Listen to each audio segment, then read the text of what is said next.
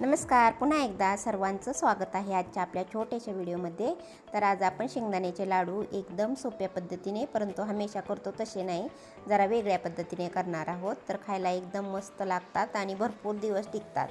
तर इथं मी शेंगदाणे घेतलेले आहेत 400 ग्रॅम आणि त्याला मी एकदम गॅस कमी करून मधून भाजून घेते चांगलं येता जाता। स्पेशल ह्याच्यावरतीच राहायचं नाही, आपलं दुसरं काम पण सारखं मधून करीत राहायचं। गॅस लहान करायचा आणि येता जाता मधून हलवत राहायचं उलटणीने। तर आता इकडं शेंगदाणे भाजायला ठेवलेले आहेत, अजून भाजले नाहीत। तोपर्यंत आपण थोडीशी इलायची आणि बडीशेप भाजून बारीक करून घेणार आहोत। त्यात तुम्ही सुंठ पण टाकू शकता थोडीशी।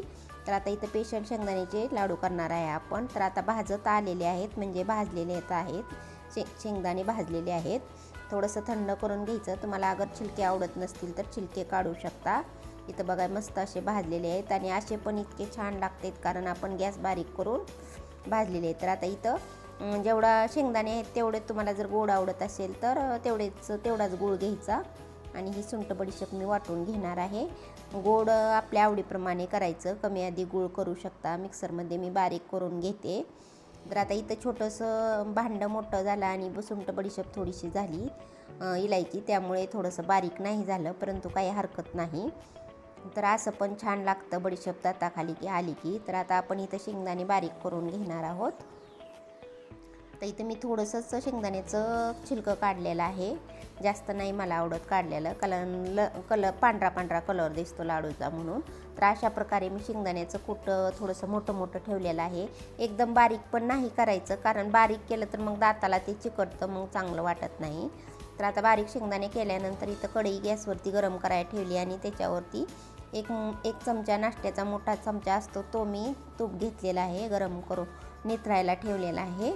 आणि त्याच्यात मी फक्त गूळ असा विरघळून घेणार आहे, पाक नाही करायचा आपल्याला, कारण आपल्याला एकदम असे खुसखुशीत लाडू करायचे आहेत, म्हणून आपण थोडंसं विरघळून घेतोय। तर विरघळून झालेला आहे गूळ, अशा प्रकारे लगेच विरघळतो पटकीनी। तर खाली उतरून घ्यायचं आणि त्यानंतर मग शेंगदाण्याचं कूट आपण टाकायचं, लगेच थंड पण होतं आणि सगळं मिक्स करून घ्यायचं।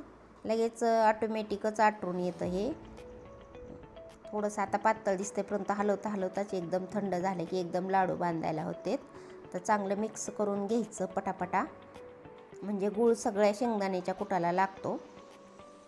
इथं आता बघू शकता सगळं मिक्स करून झालेलं आहे आणि लगेच थंड पण होतं। तर आता आपल्याला पाहिजे तसे आपण छोटे मोठे लाडू करून घेऊ शकता। इथं बघा एकदम मस्त होते।